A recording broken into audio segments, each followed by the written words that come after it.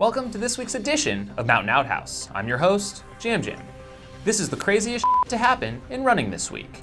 This week's stories include selling marathon race medals, a budding ultra Womance, and Jim Walmsley's segments of my life. Things are heating up on Twitter this week.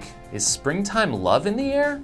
The Mackay show made a follow-up move on Amelia Boone after she posted this tweet about the high housing price squeeze in the Bay Area. Mackay made his move hoping to upgrade from his #basement life housing situation, even going as far as pre-naming their hypothetical twins Squaw and Auburn. Awkward. Man, talk about sucking up to the Western States gods. We have to congratulate Boone on her return to racing this weekend at the Rodeo Beach Rumble Half Marathon Trail Run after a year of plaguing injuries. Guess her pre-race fuel. You know it, Pop-Tarts. Race hardware is back in the news this week, extending from both the Boston and London marathons.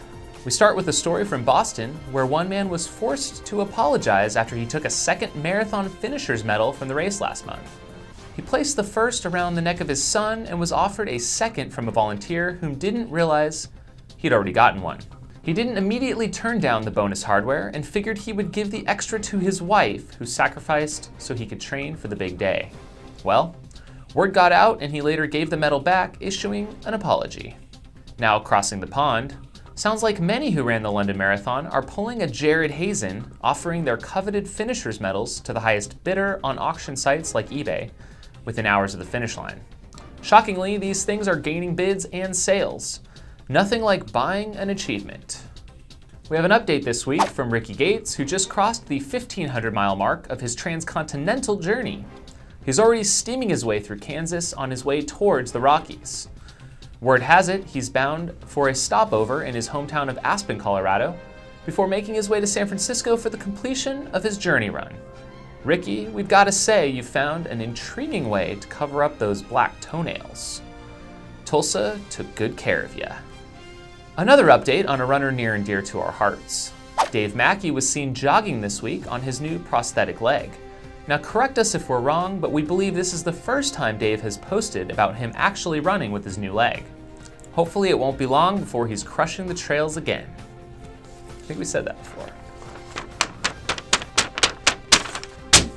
We hope Jim Walmsley isn't being distracted from his goal to run a sub-14-hour Western States this summer by some silly Strava segments. Walmsley tweeted this week he's calling for the hardest, best, and biggest Strava segments in the land that he'll be targeting soon. Look for Walmsley's new mini-series, Segments of My Life, which will debut ASAP.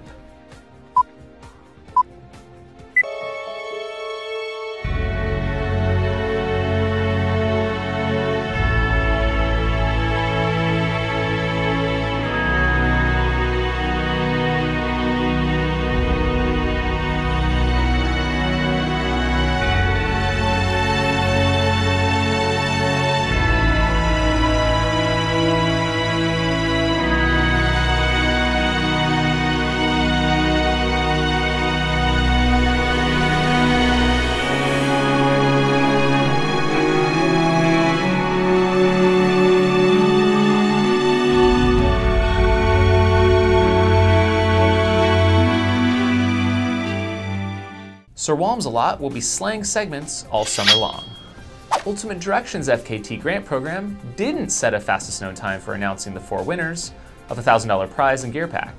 They said they would announce the winners April 24th, but just now released the winners on May 1st.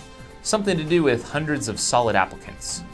So let's get into it. First off is Jurek. No, not Scott, but Samuel. He'll be taking on the Hut to Hut in the White Mountains of New Hampshire, which links up some of the harshest and most badass terrain in the Beast Coast. I once ran a 50K out there with over 17,000 feet of climb, finishing in just under 20 hours. Next up is prolific long trail record holder, Heather Anderson. Miss Anderson will be taking on the unsupported Colorado Trail record this fall. She just keeps ticking off these records one after the other. She'll start September 1. Next, we head to Wyoming for the Wind River Traverse. David Anderson, no relation that we know of to Heather, will climb over 40,000 feet, summiting 40 peaks en route. Wicked. Mr. Anderson will simultaneously be attempting his record September 1 as well. Finally, we have Andy Golic, who will go after the California version of Nolan's 14, dubbed Norman's 13. Curious where they got the name. Anyone care to shed some light on it? Also, will this be the first of its kind, and will anyone beat him to it?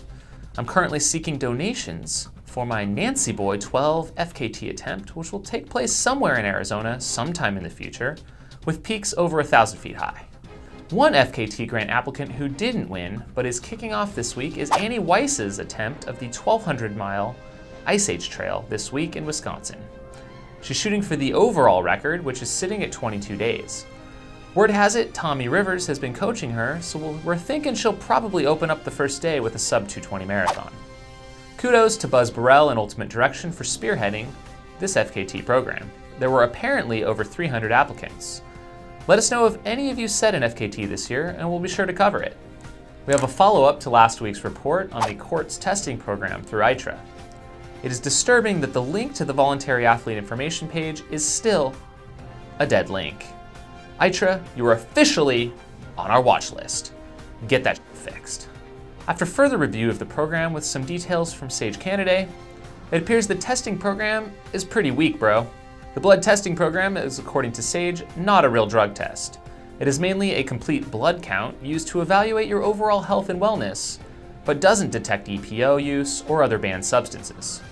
Furthermore, testing is only done after some races, and the athletes themselves just go get the test done within 96 hours without any oversight from a drug control officer or official testing body. This leads us to conclude that the QUARTZ program doesn't go far enough to ensure that athletes in its program are transparently clean. It would be pretty easy to fool this weak-ass system.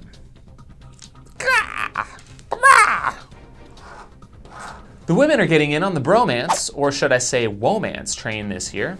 Looks like we'll have to add an Ultra Womance of the Year, or Ueli, award to balance things out.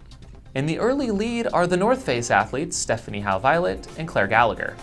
Stephanie sent out a blushing tweet this last week about her noticeable Claire withdrawals. We don't blame her, as it is a proven fact that the energy in a room vacated by Miss Gallagher diminishes tenfold. What still isn't gender balanced is the pay and sponsorship of women in the ultra and trail elite scene. A new survey posted by Trail Sista, Gina Lucrezi on iRunFar.com shows there is a wide gap in gender pay in our sport. Granted, the survey's sample size was relatively small, with 34 women and 33 men responding. It did show that women on average did receive less cash sponsorships and fewer dollars compared to men. About 85% of the men surveyed received a yearly salary, while about 55% of the women did. The same percentage of women received a travel stipend, while just over 70% of men did. For more charts and graphs and things on the project, check the article.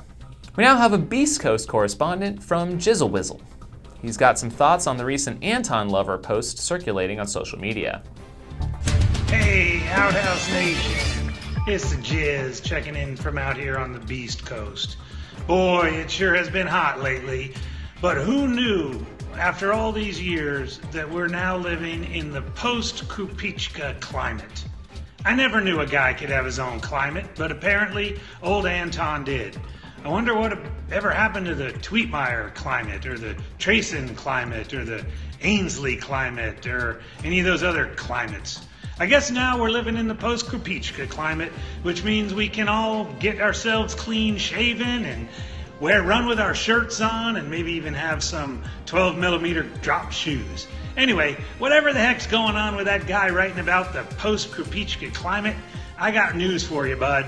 There's a lot more to running than just one guy. I love Tony like the rest of them, but he's just a guy, and we will keep moving forward. From the Beast Coast, the Jizz. Where you at, Anton fanboys? Stand up, raise your hand. Switching gears to Chinese marathons, the latest craze taking over our Chinese athletics is not mud runs, obstacle races, or color fests. It's marathons, which have gone absolutely crazy town.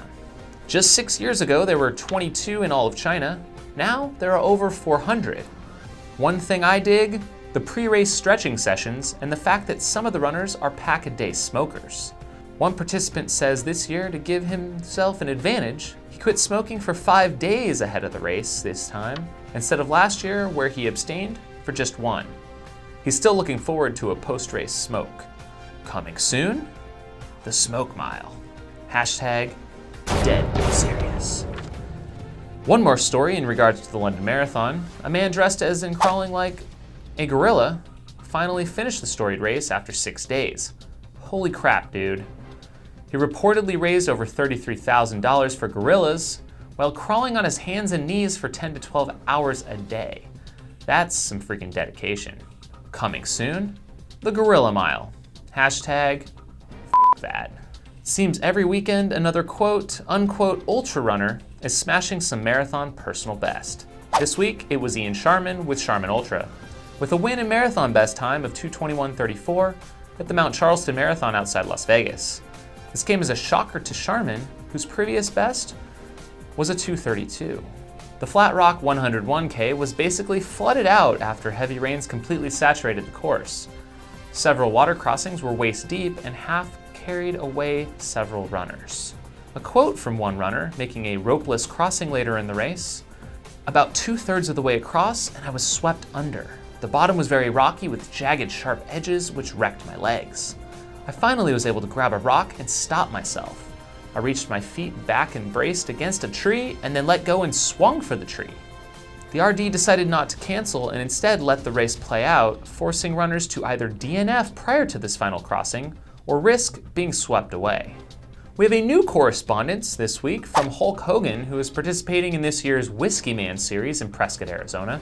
Following up his finish at an 88K trail run 3 weeks ago, this weekend he finished the Epic Rides Whiskey Off-Road 50-mile mountain bike race, which is basically a bike race with whiskey aid stations.